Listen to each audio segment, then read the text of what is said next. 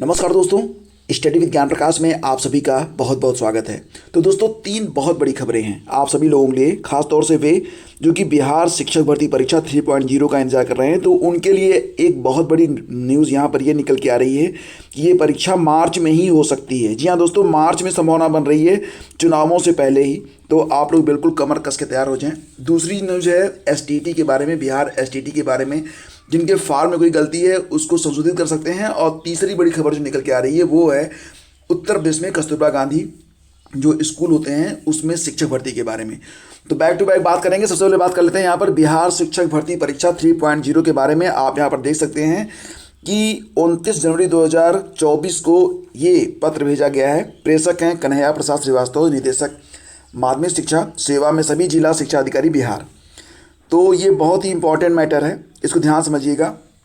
कहा जा रहा है कि प्राइमरी 1 to 5, जूनियर 6 to 8, माध्यमिक 9 से 10 और उच्च माध्यमिक 11 से 12। यानी कि बिहार शिक्षक भर्ती परीक्षा 3.0 में प्राइमरी, जूनियर, टीजीटी और पीजीटी सभी के पद रहेंगे। ठीक, तो यहाँ पर उसी के बारे में सोचना है।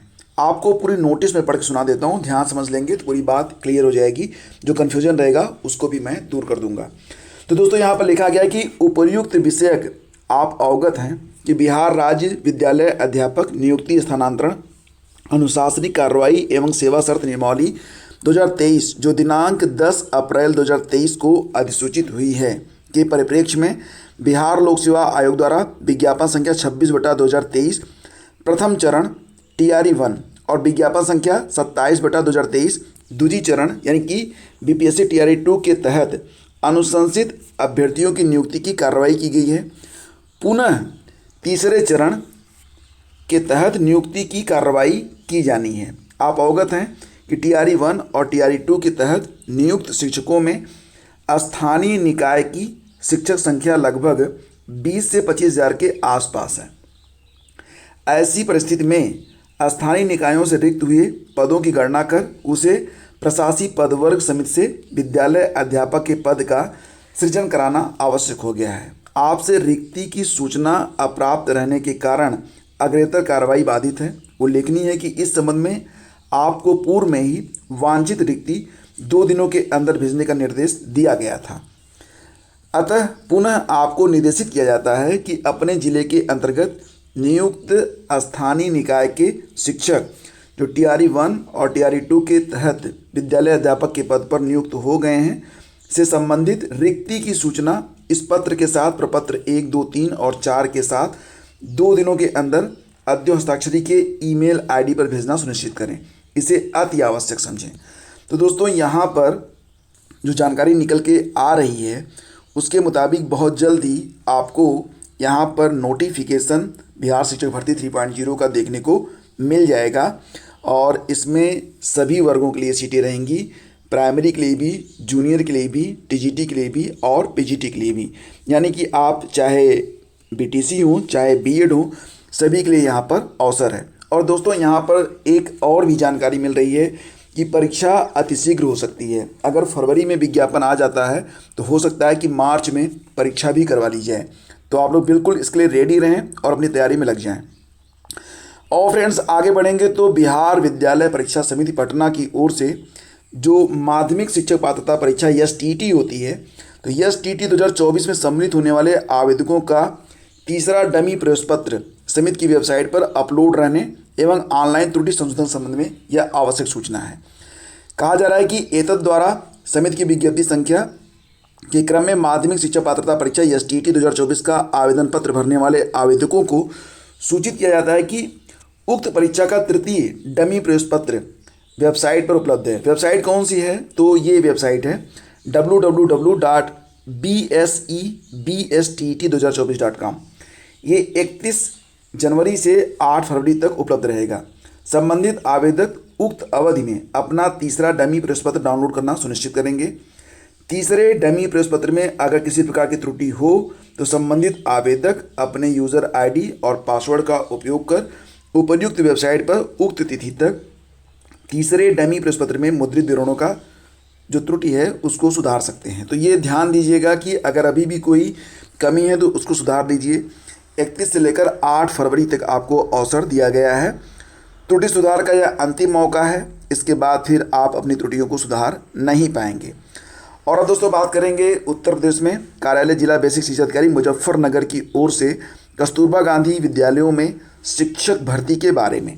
तो दोस्तों यहाँ पर जो विज्ञप्ति जारी की गई है उसमें लिखा गया है कि महानिदेशक स्कूल शिक्षा एवं राज्य परियोजना निदेशक समग्र शिक्षा राज्य परियोजना कार्यालय लखनऊ के पत्रांक दिनांक 22/11/2023 के शासनादेश संख्या दिया गया है। बेसिक शिक्षा अनुभाग 5 दिनांक 11 दिसंबर 2020 के क्रम में मुजफ्फरनगर में संचालित 8 कस्तूरबा गांधी जो विद्यालय हैं, कस्तूरबा गांधी आवासीय बालिका विद्यालय हैं कक्षा 6 से 8 के लिए, इसमें शैक्षणिक और गैर शैक्षणिक कर्मियों के रिक्त पदों के सापेक्ष नितांत अस्थायी रूप से संविदा के आधार पर कार्य करने के इच्छुक अभ्यर्थियों से आवेदन पत्र आमंत्रित किए गए हैं, जो केवल पंजीकृत डाक से कार्यालय जिला बेसिक शिक्षा अधिकारी मुजफ्फरनगर में दिनांक 10 फरवरी 2023 तक सायं 5 बजे के तक प्राप्त किए जाएंगे। यानी कि लास्ट डेट इसकी जो है वो कब तक है, तो 10 फरवरी इसकी लास्ट डेट है। आप जो आपके आवेदन होंगे उसको आप केवल पंजीकृत डाक से ही भेज पाएंगे।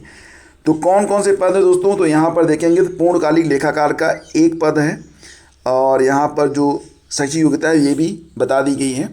पूर्णकालिक शिक्षिका गणित के लिए एक पद है जो कि जनरल का है। अंशकालिक शिक्षिका में कंप्यूटर शिक्षा एक पद है। स्काउट गाइड और शारीरिक शिक्षा का 4 पद है। कला क्राफ्ट संगीत और गृह शिल्प का 4 पद है। ठीक है, इसके अलावा उर्दू शिक्षिका सहायक रसोइया और चपरासी के पद हैं। तो दोस्तों ये विज्ञप्ति जारी हुई है मुजफ्फरनगर से, और जो अभ्यर्थी यहाँ पर आवेदन करना चाहते हैं वे लोग नियमों का पालन कर लें। और ये फॉर्म का प्रारूप दिया गया है। पूरा नोटिफिकेशन आपको हमारे टेलीग्राम चैनल स्टडी विद ज्ञान प्रकाश पर मिल जाएगा। तो वहाँ से जाकर ये जो नियमावली दी गई है इसको अच्छे से आप लोग पढ़ लें और इसके बाद आवेदन कर दें। ठीक है, तो यहाँ पर मैं आपका ज़्यादा समय नहीं लूँगा। मुझे उम्मीद है कि जो भी अभ्यर्थी आवेदन करना चाहेंगे वो लोग निश्चित रूप से टेलीग्राम चैनल से ये जो विज्ञप्ति है इसको डाउनलोड कर पाएंगे, और डाउनलोड करके अपना पढ़ के ठीक ठाक से अपना आवेदन कर लेंगे। कोई भी दिक्कत हो रही है तो टेलीग्राम में ही आप मुझे कमेंट भी कर सकते हैं, मैं वहाँ पर आपको आंसर दे दूँगा। ठीक है, बाकी नियमावली में जो चीज़ें सामान्य रूप से रहती हैं वही चीज़ें यहाँ पर दी गई हैं। और रही बात यहाँ पर लेखाकार को 11,000 रुपये, पूर्णकालिक शिक्षिका को 22,000 रुपये, अंशकालिक शिक्षिकाओं को 9,800 रुपये, उर्दू शिक्षिका को 13,200 रुपये, सहायक रसोइया को 5,175 रुपये और चपरासी को 5,750 रुपये मंथली जो है मानदेय के रूप में मिलेंगे। ठीक है, तो ये पूरी जानकारी है। फिलहाल फ्रेंड्स आज की वीडियो में बस इतना ही। Please do like and share. कई बार ऐसा होता है कि यूट्यूब आपको नोटिफिकेशन नहीं भेजता है, इसलिए आप लोग हमारा जो टेलीग्राम चैनल है उसको ज़रूर ज्वाइन कर लें, जहाँ पर आपको सारे वीडियोज़ के लिंक मिलते रहेंगे और जो पर्सनल डिस्कशन होता है उसमें भी आप पार्टिसिपेट कर पाएंगे। और साथ ही साथ अगर यूट्यूब से आपको नोटिफिकेशन नहीं मिलेगा तो टेलीग्राम से आपको मिल जाएगा। बहुत बहुत धन्यवाद। Please do like and share.